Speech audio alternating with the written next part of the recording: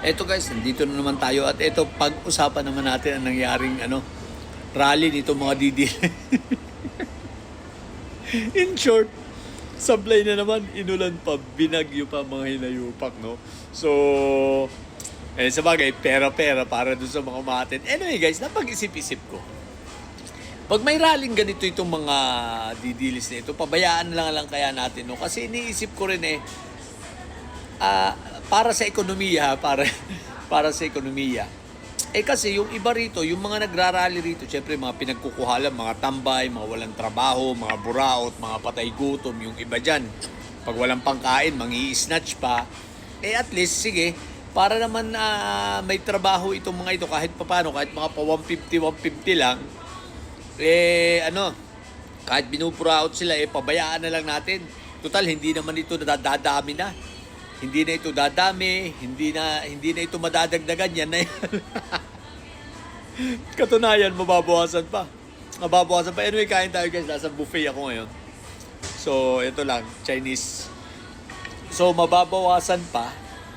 Ibig ko sabihin, pabayaan na lang natin. Para sa ganun, itong mga taong ito, na mga tambay, patay gutom, mga didilis, mga imbis na mang snatch, mag-rally na lang nung pa 1P, 150. Okay na rin yun. Total, hindi naman dadami. Yan na yan. Kahit hanggang 2028 pa mag-rally ang mga yan, PBBM pa rin ang presidente. So, wala mangyayari. Di ba ka? So, pabayaan na lang natin. Ngayon, kayo mga kayong mga, itong UPI, United People's Initiative ba yan, ni Yutman at ni Pokes. O tsaka yung mga iba pa dyan. Ito sila Marco Tae, sila Sabit Sipon, at ito sila Lepiste. Aba, dagdagan nyo pa yung rally nyo, gawin nyo linggo-linggo. Para sa ganun, meron naman itong mga nakatambay, may pagkakitaan. Gawin nyo ng linggo-linggo yan. Gawin nyo ng regular, huwag nyo na tigilan.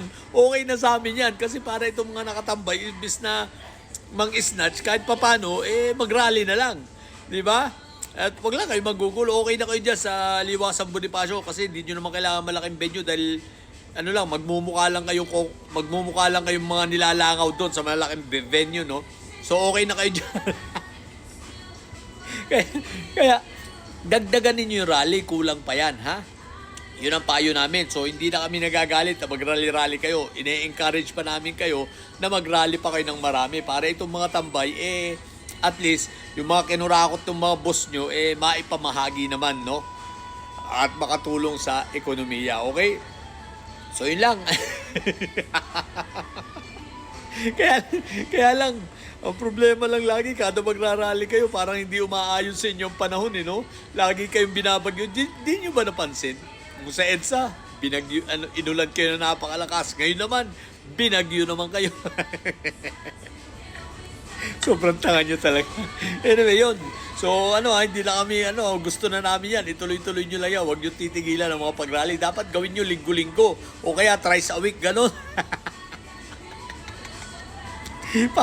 Tapos isama nyo na sa payroll talaga. Regular payroll itong mga uma-attend sa inyo na rally. Para naman, may hanap buhay silang kahit papano pagkakakitaan. Hindi yung tambay na lang dyan, di ba?